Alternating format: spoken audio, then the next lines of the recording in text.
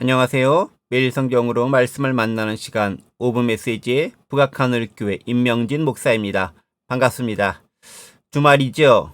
3월을 맞이하기 직전입니다. 우리 인생의 봄은 언제쯤일까요?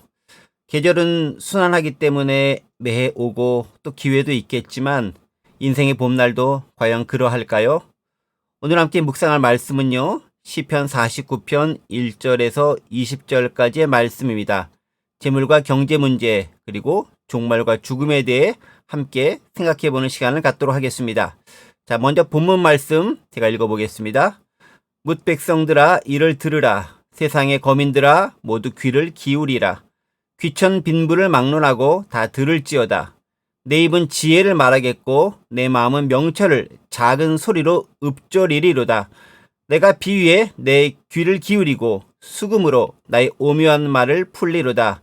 죄악이 나를 따라다니며 나를 애워싸는 환난의 날을 내가 어찌 두려워하랴. 자기의 재물을 의지하고 부유함을 자랑하는 자는 아무도 자기 형제를 구원하지 못하며 그를 위한 속전을 하나님께 바치지도 못할 것은 그들의 생명을 속량하는 값이 너무 엄청나서 영원히 마련하지 못할 것임이니라. 그가 영원히 살아서 죽음을 보지 않을 것인가? 그러나 그는 지혜 있는 자도 죽고 어리석고 무지한 자도 함께 망하며 그들의 재물은 남에게 남겨두고 떠나는 것을 보게 되리로다. 그러나 그들의 속생각에 그들의 집은 영원히 있고 그들의 거처는 대대에 이르리라 하여 그들의 토지를 자기 이름으로 부르도다. 사람은 존귀하나 장구하지 못하며 멸망하는 짐승 같도다. 이것이 바로 어리석은 자들의 길이며 그들의 말을 기뻐하는 자들의 종말이로다. 그들은 양같이 수월에 두기로 작정되었으니 사망이 그들의 목자일 것이라. 정직한 자들이 아침에 그들을 다스리리니 그들의 아름다움은 소멸하고 수월이 그들의 거처가 되리라. 그러나 하나님은 나를 영접하시리니 이러므로 내 영혼을 수월의 권세에서 건져내시리로다. 사람이 치부하여 그의 집에 영광이 더할 때에 너는 두려워하지 말지어다. 그가 죽음에 가져가는 것이 없고 그의 영광이 그를 따라 내려가지 못함이로다. 그가 비록 생시에 자기를 축하하며 스스로 좋게 함으로 사람들에게 칭찬을 받을지라도 그들은 그들의 역대 조상들에게로 돌아가리니 영원히 빛을 보지 못하리로다. 존귀하나 깨닫지 못하는 사람은 멸망하는 짐승 같도다. 아멘. 자, 오늘 시편의 말씀은요, 다른 시편에 있는 내용들과는 조금 다른 그런 느낌을 주고 있습니다. 보통 시편이 주로 하나님을 찬양하거나 기도로 이루어지는 것들임에 반해서 본문 49편은 일종의 지혜시의 형태를 띠고 있습니다. 마치 잠언이나 전도서를 보는 것 같습니다. 인생의 교훈을 주는 그런 시편들인 거죠. 자, 그렇다면 무엇에 대해서 이야기하고 있습니까? 주제가 아주 명확하지 않습니까? 재물입니다. 특별히 부에 대한 경고를 담고 있습니다. 자, 그렇다고 해서 이 시편이요, 부자가 되지 말라거나 부자는 망한다, 뭐 그런 내용을 담고 있는 것이 아닙니다. 그럼 어떤 내용일까요? 잠시 묵상해 보는 시간을 갖겠습니다. 사실 구약 시대에 있어서 하나님의 복 혹은 복받은 자의 기준은요, 땅과 자손에 있었습니다. 땅을 소유하고 많은 자손이 있는 것, 이게 구약 시대의 복이었습니다. 실제로 구약의 주요 인물들 모두요, 넓은 땅과 많은 자손을 소유하고 있었습니다. 물론 우리가 익히 잘 아는 인물들 대부분은 족장이거나 혹은 왕족에 준하는 그런 분들이었기 때문에 당연히 재산도 많았을 겁니다. 신약시대 바리새인들과 부자들이 재산에 대해 그리고 부유함에 대해 아주 의롭고 우호적인 태도를 가질 수 있었던 것은 바로 이런 배경에 기초하고 있는 것이죠. 자, 그런데 오늘 본문은 구약의 시편임에도 약간 그 결이 다른 것을 알 수 있습니다. 읽어서 알겠지만요, 부에 대해서 상당히 부정적인 부분을 묘사하고 있습니다. 1절부터 4절까지 이 시편을 듣고 노래하는 대상들은 뭇 백성들, 세상의 모든 거민들이라고 표현하면서 포괄적인 이미지를 부여하고 있지만 실제로는 이 시편의 대상들, 독자들은요, 부유한 자들을 염두에 두고 있음이 틀림없습니다. 또 많이 양보한다 할지라도 그런 부유함을 꿈꾸고 부러워하는 사람들이 청중들임을 알 수 있죠. 자, 그렇다면 이 부에 대해 가지고 있는 시편 기자의 관점은 도대체 무엇일까요? 사실 부 자체에 대해서는 뭐 가타부타 이야기할 것이 없습니다. 왜 그럴까요? 부는 일종의 가치 중립적인 물질이기 때문에 그렇습니다. 물론 이 재물이라는 거는요, 신약시대 예수님께서 만몬이라는 인격성을 부여하시면서 하나님과 대치될 수 있는 개념으로 설정하고 그에 대해 경고의 말씀을 전하시기도 했습니다. 왜 그럴까요? 그 위험성 때문에 그렇죠. 비록 부 자체는 물질적인 개념이 분명하지만 인간 세상의 가치에 있어서는 하나님과 필적할 만한 그런 가공한 영향력을 가지고 있다는 거죠. 그것을 경계하신 것이었습니다. 오늘 본문에서도 마찬가지입니다. 본문은 부나 재물 그 자체에 대한 경고라기보다는 그것을 대하는 삶의 태도에 초점을 맞추어서 이야기하고 있습니다. 6절이 바로 그런 부를 대하는 잘못된 태도의 전형적인 모습입니다. 읽어볼까요? 자기의 재물을 의지하고 부유함을 자랑하는 자는 나오죠. 어떤 사람이 있는데 그는 자기의 재물을 의지하고 부유함을 자랑한다고 되어 있습니다.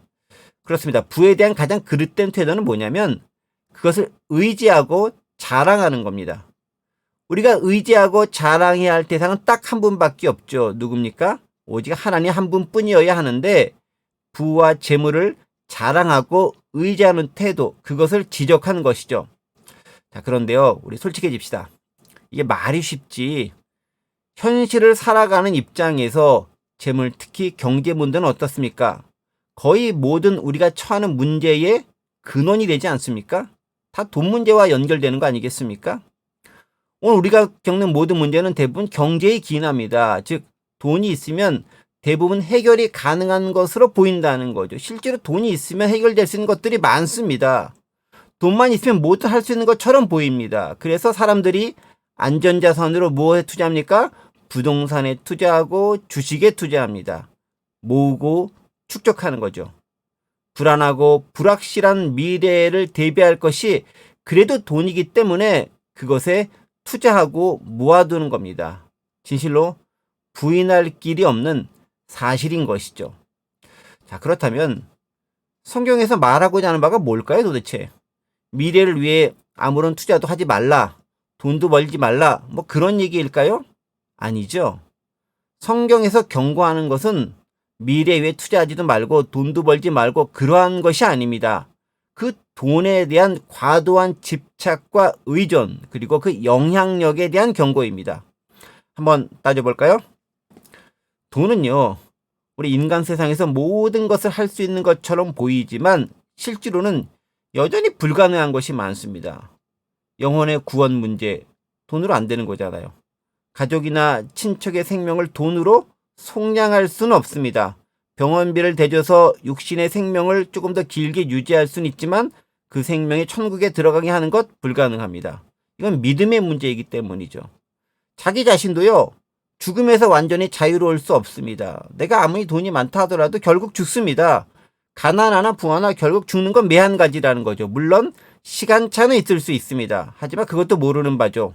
갑자기 어느 날 어떤 사건 사고가 우리 앞에 닥칠지 아무도 알지 못하는 거 아니겠습니까? 그리고 죽음의 그 순간 자신이 그렇게 노력하며 애써 벌어놓은 그 돈은 어떻게 될까요?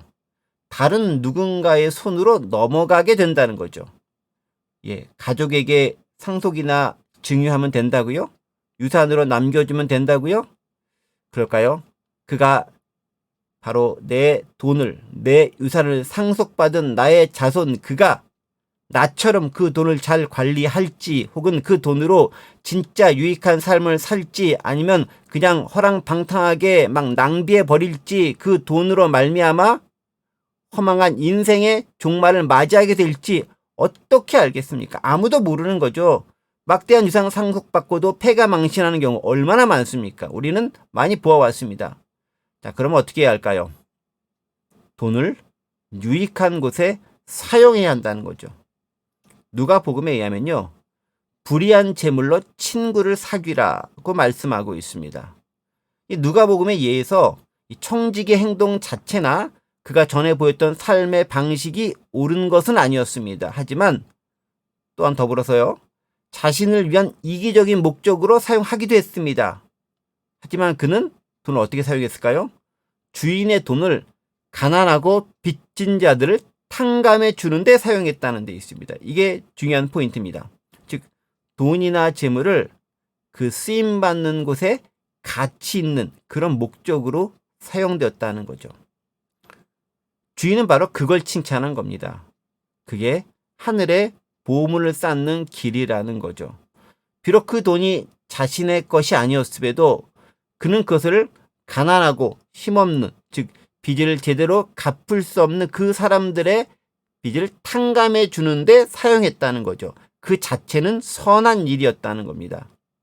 그런데요, 가만히 따지고 보면 하나님의 청지기로 삶을 사는 우리는 진정한 의미에서 내 것이란 아무것도 가지고 있지 않음을 알 수 있습니다. 잠시 이 세상 머무는 것, 나그네 인생이 우리의 삶 아닙니까? 이 나그네 인생을 살면서 가지고 있는 것, 이게 영원히 내 건 아니잖아요. 잠시 빌려 쓰는 것이죠. 딱 청지기의 자세, 그게 우리의 모습이라는 겁니다. 바로 그렇다고 한다면 그 청지기는 그 돈을 어떻게 잘 활용하고 사용하는가에 따라 달려있는 거죠. 이 세상에서 돈을 많이 축적하면 단지 순간적으로 마음이 편할지 모르겠지만 영원의 문제에는 그것이 아무런 대안이 될 수 없습니다. 해답이 될 수 없다는 거죠. 돈은 어디 사용되어야 되냐요? 선한 곳에 사용되어야 한다는 것입니다. 자, 그렇다면 선한 곳, 선한 일은 무엇일까요? 어디일까요? 이 세상에 거하는 동안 가장 존귀한 자, 그들은 바로 사람이고 인간입니다. 12절과 20절 말씀 보면요, 사람이 존귀하다고 선언하고 있습니다. 가장 존귀한 게 사람인데 결국 멸망한다, 그런 얘기하고 있잖아요. 어쨌든 사람은 존귀한 존재입니다. 바로 그 존귀한 사람을 위해서 사용하는 것이죠. 빈부 귀천을 떠나 사람 그 자체를 위해서 사용하는 겁니다. 굶어 죽지 않게, 사람다운 삶을 살 수 있게, 곤경에 처하지 않도록 도움을 주면서 살아가는 것이죠. 그리고 복음을 전하고 사람들이 그 복음을 듣고 새 희망을 갖도록 도움을 주는 겁니다. 영혼의 구원을 얻는 데 쓰임을 받도록 사용하는 겁니다. 그게 바로 올바른 돈의 사용법이고 자세입니다. 그게 돈을 가장 가치 있게 사용하는 그런 일이라는 것이죠. 바로 그런 사람을 하나님은 마지막 순간에 영접하신다고 오늘 본문은 기록하고 있습니다. 주일을 앞둔 토요일입니다. 하나님 앞에 가장 선하게 돈을 사용할 수 있는 방법은 무엇일까요? 한번 생각해보고 점검해보고 우리 자신을 확인해 볼 수 있는 그런 시간이 되었으면 좋겠습니다. 잠시 기도하겠습니다. 하나님 아버지, 코로나 시대의 경제 문제는 우리의 생존을 위협하는 가장 중요한 문제가 되었습니다. 바로 이때 돈의 올바른 사용, 돈을 대하는 하나님의 청지기적 관점과 자세를 가지고 나아갈 수 있도록 도와주시고 그에 합당한 삶을 통해 하나님의 온전한 일꾼이 될 수 있도록 역사하여 주옵소서. 감사드리며 예수 그리스도의 이름으로 기도드립니다. 아멘. 자, 오늘도 행복하고 평안한 삶을 사세요. 샬롬.